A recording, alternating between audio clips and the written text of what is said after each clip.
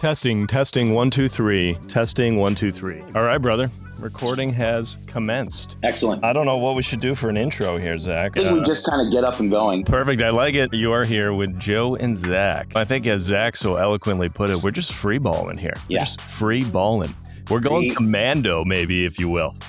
In a metaphorically speaking sense, right? So we want to keep things, PG for now. Kid show. Yeah, kid show, right? Kid show. We're not ready for the After Dark podcast version. So. That's going to be a different podcast. Podcast After Dark with Joe and Zack. And we have to make it like a paid version, so like kids can't do it. They don't have access to like their parents' credit cards. So that the After Dark podcast has a paywall, and that is let's just say that paywall is like Fort Knox. Yeah, you can't get in unless you know how to get in. So yeah, there's gonna be a lot of double entendres with that particular. Well, a lot of innuendos between the two of us. We can't help it. This is a long history of innuendos going way back. So a unique bond. There's really no stopping it. There's really no stopping the innuendos. Once it happens, that's it. It just keeps on going. So, I think when we decided to get this going, we thought maybe a first good topic would be streaming. To fine-tune that topic a little further would be streamers, video game streaming, Twitch streaming, that kind of thing. Yeah, we're going to talk about game streaming specifically. It's obviously become such a normal facet of today's society. Anyone who gets it up and going and has their own audience and following, whether it's on. Remember, we're not doing the late night podcast. We're not talking about getting it up. Correct. Forgive me. So, I really want to get to the late night podcast. I just want to get to the meat and potatoes. Yeah. I just want to get right you don't want to beat around the bush, or maybe you do. Anyway, so back on to streaming here. So, in today's society, people can really make a living, and not just a living, but like a great living, literally playing games of their choice for their own audience of followers. And they get paid by their followers who give them gifts and donations. And it's like a normal thing, and it's like taxable income. So this is, it really started like before COVID happened in 2020. Twitch was sort of a new thing. I want to say it was 2017 or 18. I'd have to do the research, but it wasn't like a huge thing. And then, of course, with the pandemic, everyone was home all the time. It really exploded. As a random 15-year-old kid who has 100,000 followers, he's getting paid to stream his favorite video game. He's just playing a video game on stream. You can see him on the webcam. He talks to his followers, and he makes a living that way. It's unbelievable. It's crazy, because going back to the 90s, I think that if you grew up in the 80s and the 90s, you probably experienced like the best evolution of video games, because you saw the market really begin with the home consoles and PC gaming, and how everything kind of evolved into what gaming is now. However, back in the 90s and the early 2000s, everyone really said gaming is bad for you. Gaming is a waste of time. You're wasting away playing video games for hours. But literally, this is a whole other topic, but the science has proven that video games are actually good for your brain. They're good for your instincts. They're good for all sorts of things. Obviously, not playing 10 hours at a time. Now you're just really wasting a whole day. But outside of that. Although, Zach, to your point, if you're streaming and you're playing 10 hours at a time, and you're getting paid to do it, maybe at that point you're not wasting the whole day, right? And that's a whole different thing. What some people will do, they'll do a 24-hour stream. And that's how they market it. They'll set the date and they'll say, you come to my 24-hour stream, support me. And some people do it. It's like a marathon stream. And they get a lot of followers who pop in and out. They drop good money. You make a lot of money. These game streamers on average are making $10,000 a month. The more popular streamers are making more money. And then not just that, if you're a popular game streamer and you're sitting at home 3 to 4 sessions a week, streaming your game, making your money, the more popular you get, now you're getting ad sponsors. They'll pay you for displaying your product. Like they say, I'm taking G Fuel. And I was going to say, like, we should probably talk about that, right? Like these streaming platforms like Twitch that you mentioned, which, in case our viewers don't know, who owns Twitch? Amazon, I believe, right? Yeah. Is it Amazon? Yeah. So you're making money for the advertisers and the product sponsors while you're also receiving money from your followers at any given rate. And what's interesting now is video games are now actually relying on streamers. So there's no necessary copyright issues or spoiler issues. Now what's happening, I remember last year when Before I get into that, I just want to say you can literally play video games from home and make money doing it, and not like peanuts, like serious money, like more than your whatever normal Yeah, I society. mean, over $1 million a year top streamers are making, right? I can pull out my phone right now and I can find you like the top Well, streamer of this and year. I just looked something up quickly too, just because I wanted to make sure we're giving the correct information. So yes, Twitch is owned by Amazon. It was bought in 2014 for approximately $970 million. So for almost $1 billion in 2014, Amazon bought Twitch. And it's still, just to clarify, it's operated as a subsidiary of Amazon. So it is under the Amazon umbrella, but they sort of say that it operates as its own separate entity. And again, yeah, it's the leading platform for live streaming. It's focused on gaming and content, and that's its whole deal. And at the end of the day, I mean, we can, if you look up numbers and metrics, you can see clearly that this is not only becoming more and more mainstream, but it's on a super rise. Twitch right now, I did look up some statistics before we got on this. Twitch right now, it's the number one gaming streaming platform, but people also stream on TikTok. People stream on Instagram. They do Instagram lives now. They also stream on YouTube. Facebook as well. They have Facebook as well. Yeah. But Twitch itself, dude, it boasts over 140 million monthly active users. That's crazy.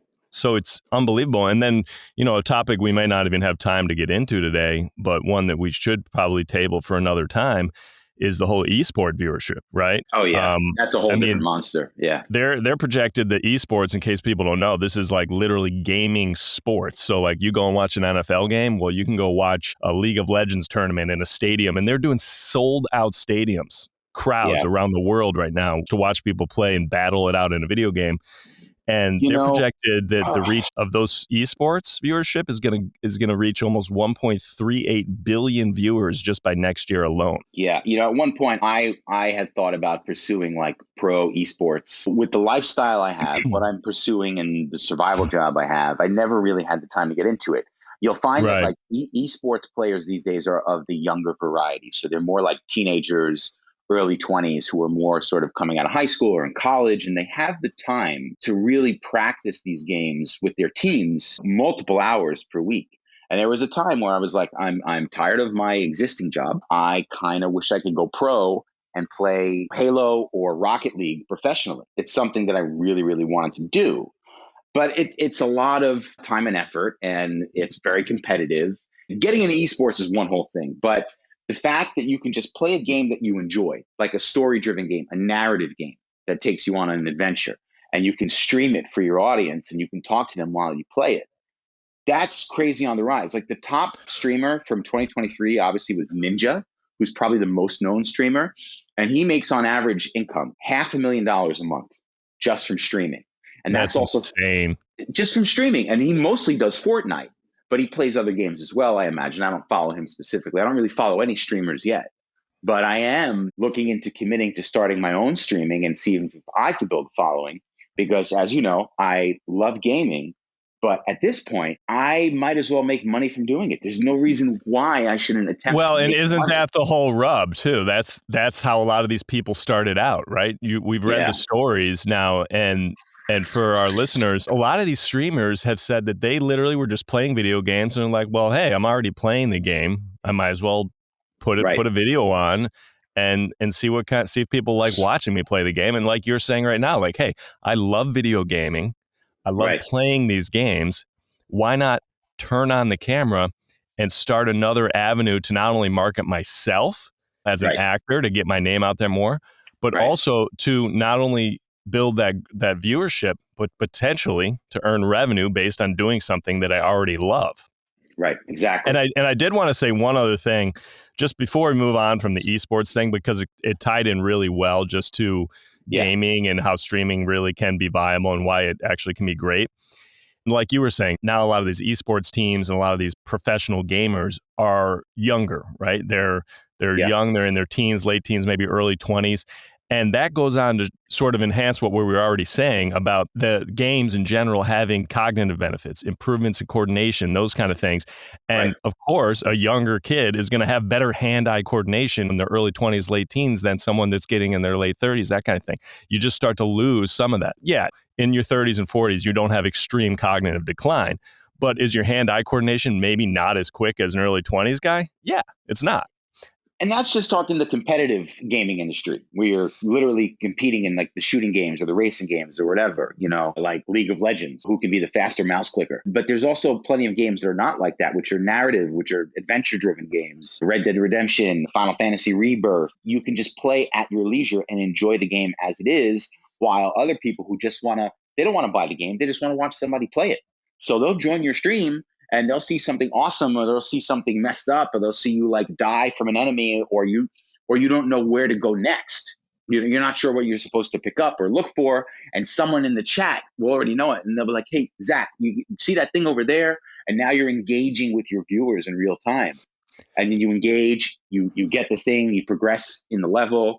And they love that. And they're like, here's a little thanks. Here's a little donation. Here's a little gift. Yeah. And it's a nice opportunity to show support not only for your streamers, but it's a nice opportunity for the streamers to show their personality a little bit too, beyond just the actual gaming.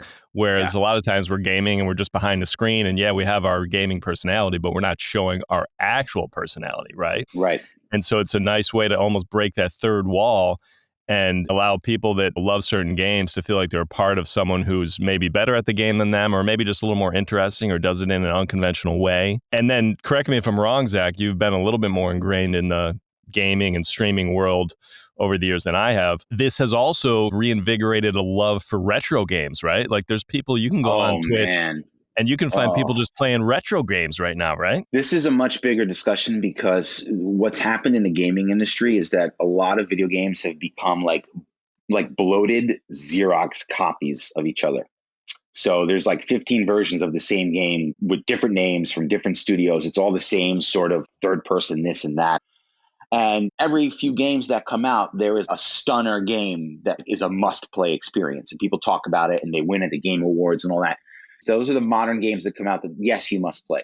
But for other people who are getting tired of the same sort of game coming out over and over and over again, and they miss the roots, the early Nintendo, Super Nintendo, PlayStation 1 and 2 games, Dreamcast games. There are literally people who just love collecting retro stuff and watching people play. There's some guy I was looking at earlier today, his account. It's amazing.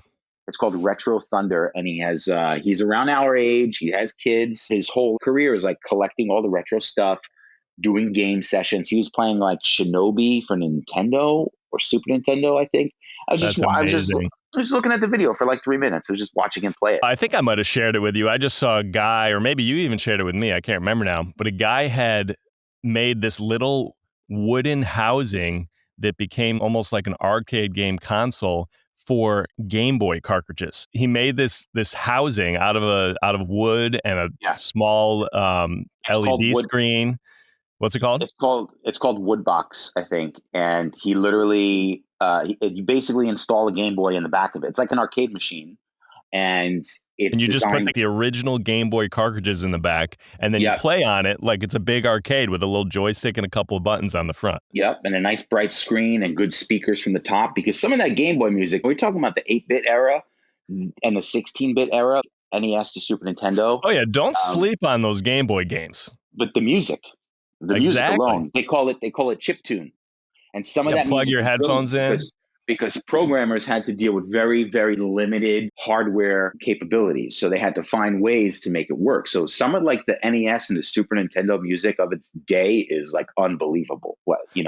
Yeah, I would love to actually go down the rabbit hole of some of those composers, because those guys are probably freaking geniuses. One of the most famous rabbit holes you can go down for retro video game music is the music behind Donkey Kong Country for Super Nintendo. Because there's literally Dude, I love Donkey Kong. You get like a freaking banana rocket launcher. It's the water level where you're swimming around. I forget the name of it. They use the music for a lot of nostalgia videos on TikTok. But he had these incredible limitations working with the 16-bit hardware, and he composed these masterpieces for Donkey Kong Country. Gosh. And this is before computers and internet, and a lot of this was hand wiring. That is amazing. It's wild stuff.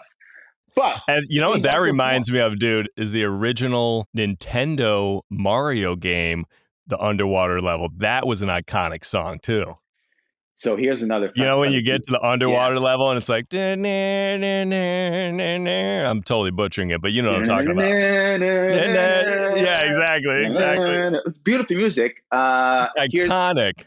Here's the funny thing for our listeners who want to search down another rabbit hole. Most society today believes that they just know that the music from the first Mario Brothers is iconic, right? All of those songs. There was a jazz band, I forget the name of it, and they do the comparisons that came out, like the jazz band existed years before Mario Brothers came out on NES and NES released.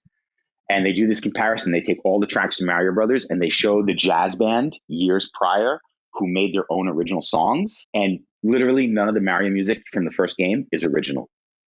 Wow. It is crazy. And most people don't know this. If you're on TikTok and you go down rabbit holes on the internet and you do these none of the music, it's almost like inspired.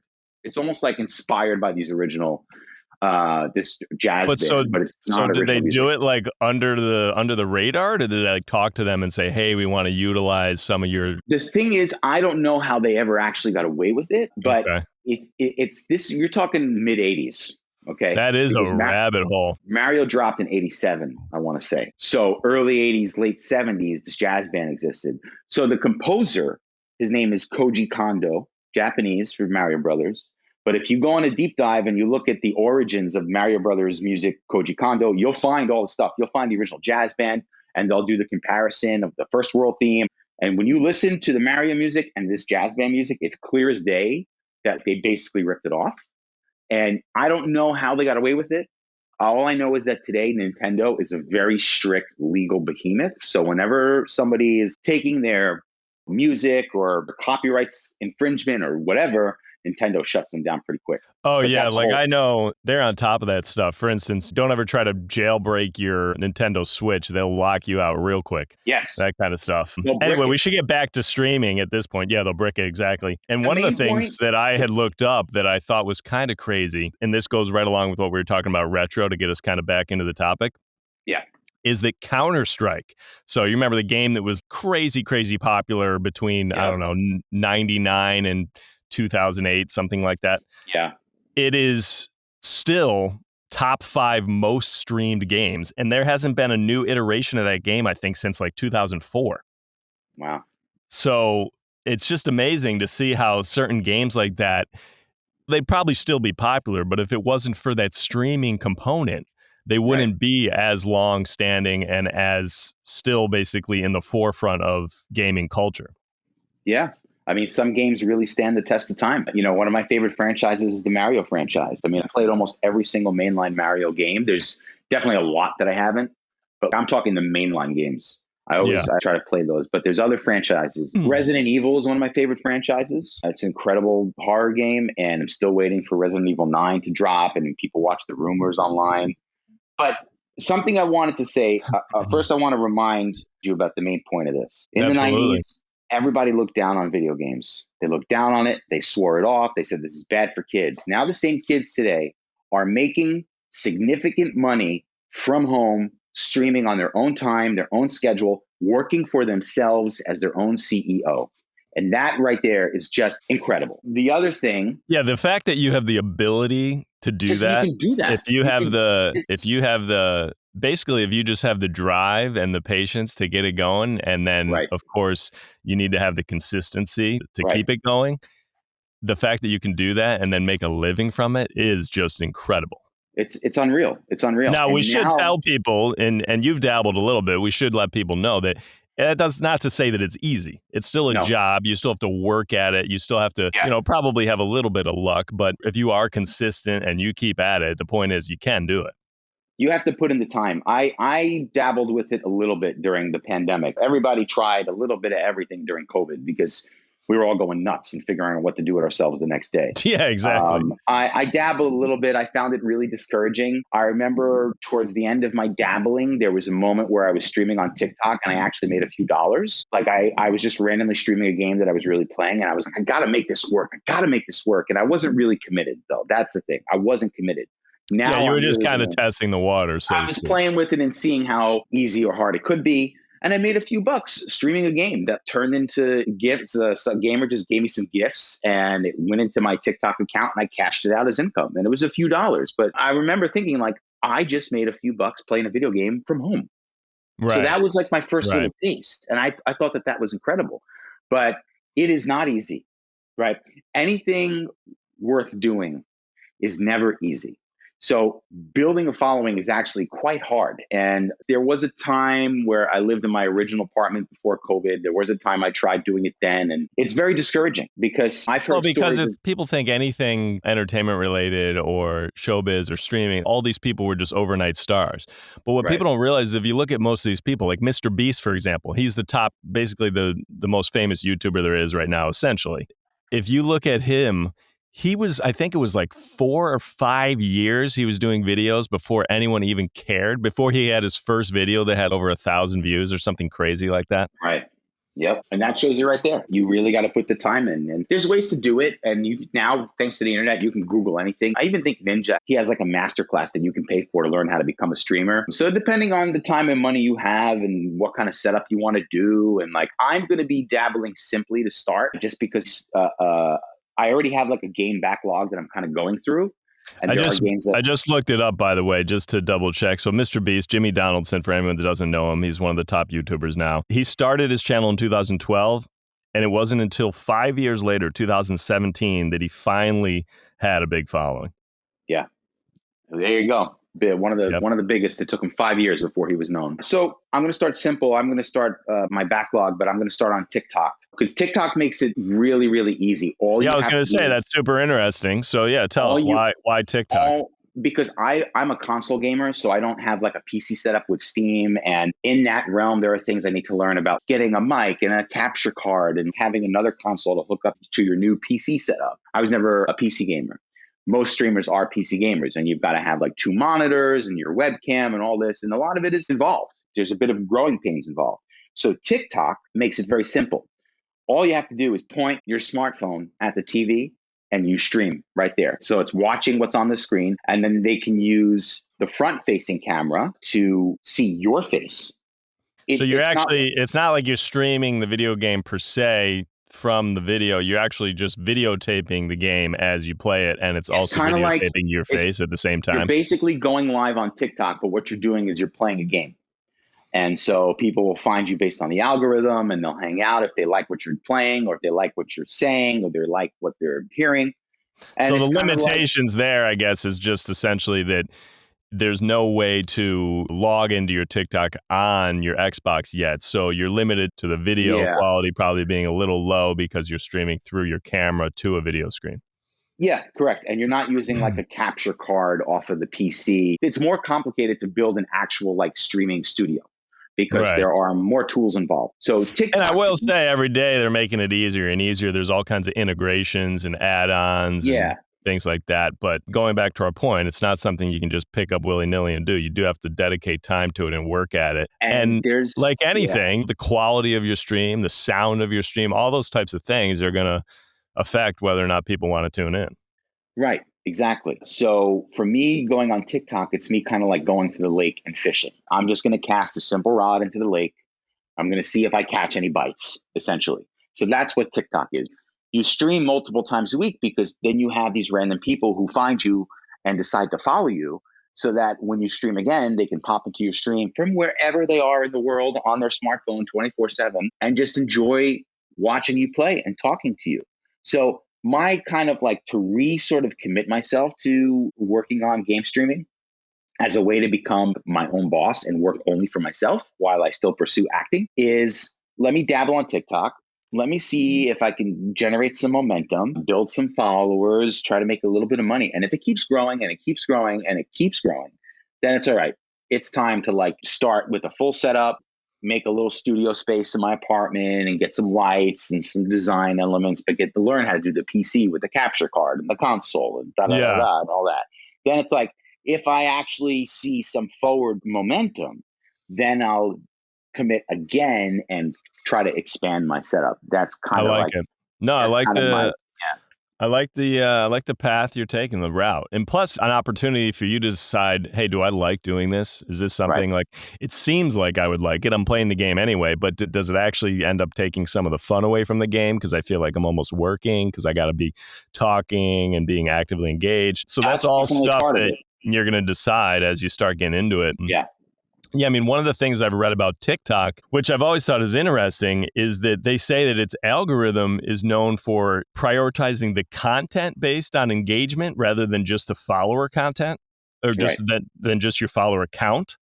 Right. So this is interesting because this kind of gives it an opportunity for newer creators to have the potential to grow their following and for their That's videos right. to go more viral in a very large audience than a lot of the other streaming platforms would, because the engagement on some of those other ones are more about follower content rather than the engagement on the content or follower count. So TikTok makes it more accessible for new streamers to try their hand at it.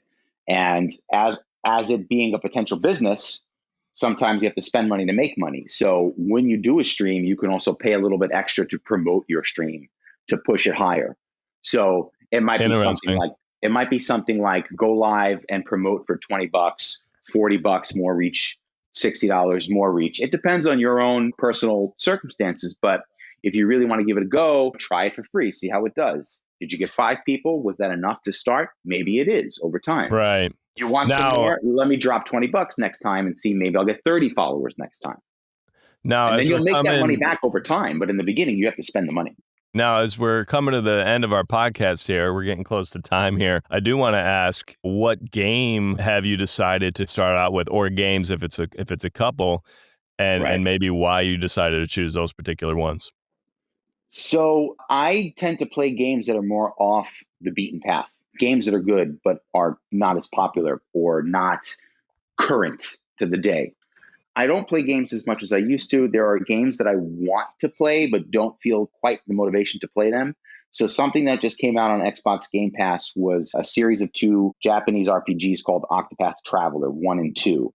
And they originally just came out on Switch. But now I can play them on Xbox. And I really want to play those games, but I'd rather play them with an audience while maybe making some money doing it.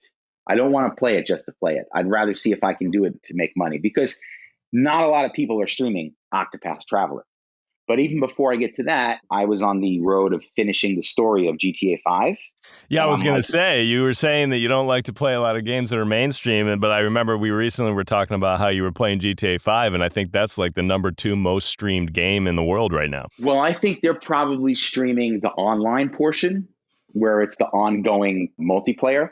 And for me, all my multiple playthroughs of GTA 5, I've never finished the game start to finish. I've never finished the entire story. So it's something I was sort of working on, and I made some headway through it, and I'm probably 75% through the main game. I kind of want to finish that, just to finish that story, because the writing in those characters are amazing.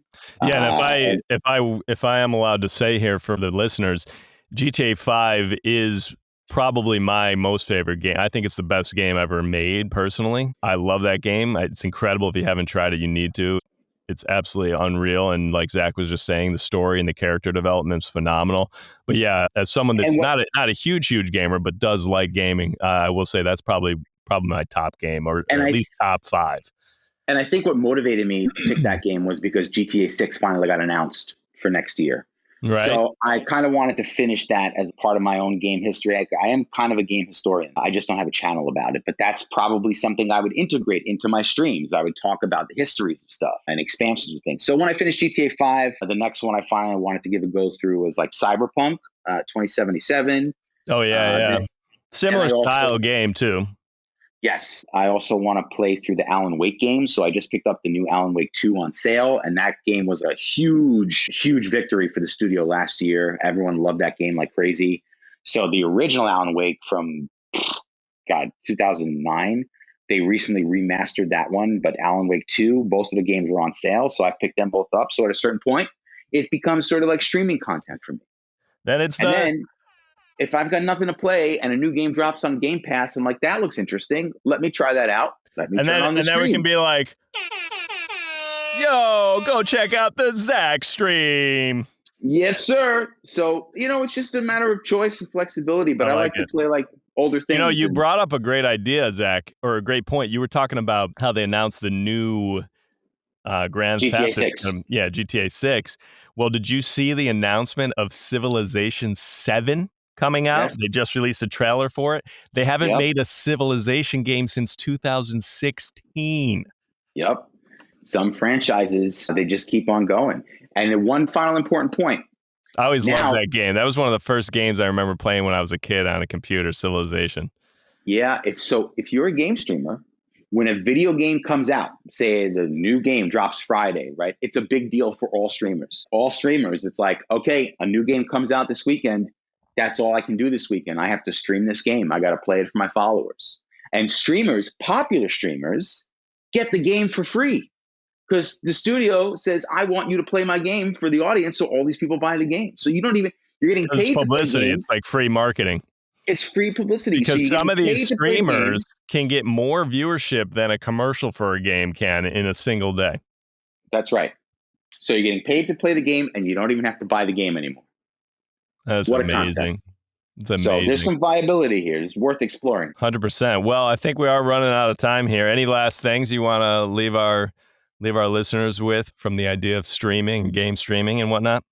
Yeah, I would say if it's something that interests you, I think you should take the time and the research and, maybe some games you play just for you and some games you play for your followers. So you got to feel it out. You got to find your own way. I'm going to feel my own way through it as well and see what I like and what I don't like. And that's all part of your personal brand and what people want to see. So go for it. I love it.